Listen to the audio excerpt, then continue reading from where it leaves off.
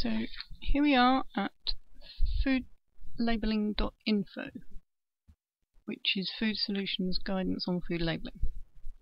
And we've logged in and we are on the example page. So the first thing to decide with your labels is whether the food is going to be sold loose or pre-packed. So if we go and have a look at the definition, they're in alphabetical order, so we scroll down and there's your definition for pre-packed food. So once you know that, go back to the example, and you've got relatively simple rules for loose foods. We're going to have a look at the mandatory requirements. There's two requirements: name of the food and whether it's got any allergens in it. You've got to have that information. There is another 10 things you have to consider if your food is pre-packed. So to make it a little bit easier, we've designed an example label. So this has some but not all of the things it could have on it, and some of the things you won't need on your labels. It just depends what you're labeling, but it's a way to look at what you've got to consider. So if you mouse over the various areas, we've got symbols, quantity, name and address of the seller or producer or the responsible person,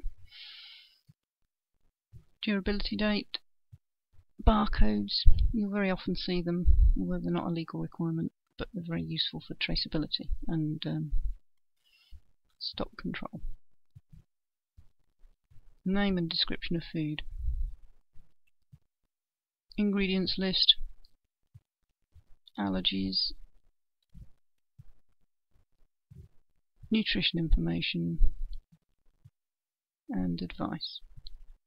That's for special storage instructions or special use instructions if it's got to be used in a certain way to keep it safe. So if we have a look at the name and description of the food, it's one of the two things required on everything, so it's in mandatory. And there we are, top of the list, name of the food.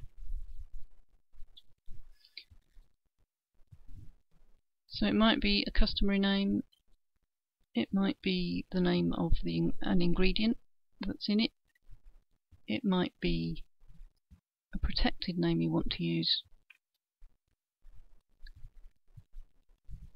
So if it's a protected name, you actually have to join the scheme and be approved as a producer of that particular product. So we've got the UK registered names here.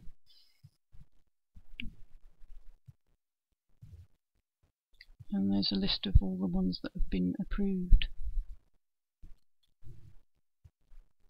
And we're just going to have a look at clotted cream, Cornish clotted cream.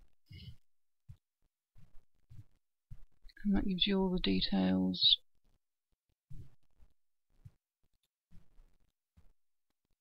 Of the producers, how it's produced,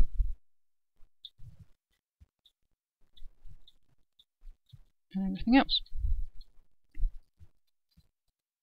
So we'll go back.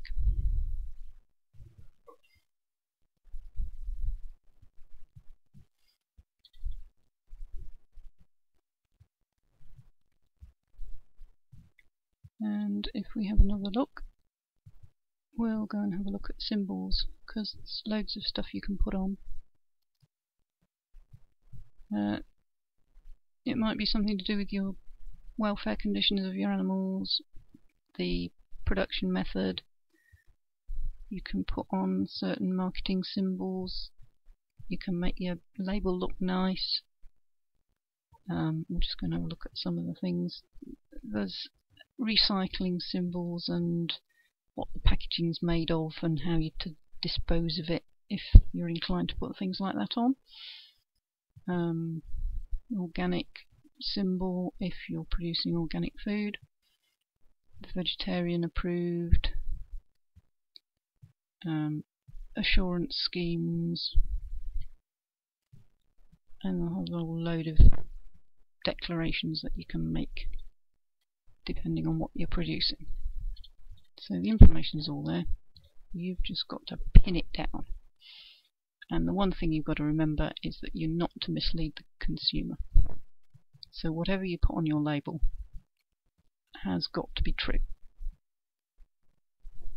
And I think we'll leave it there for now.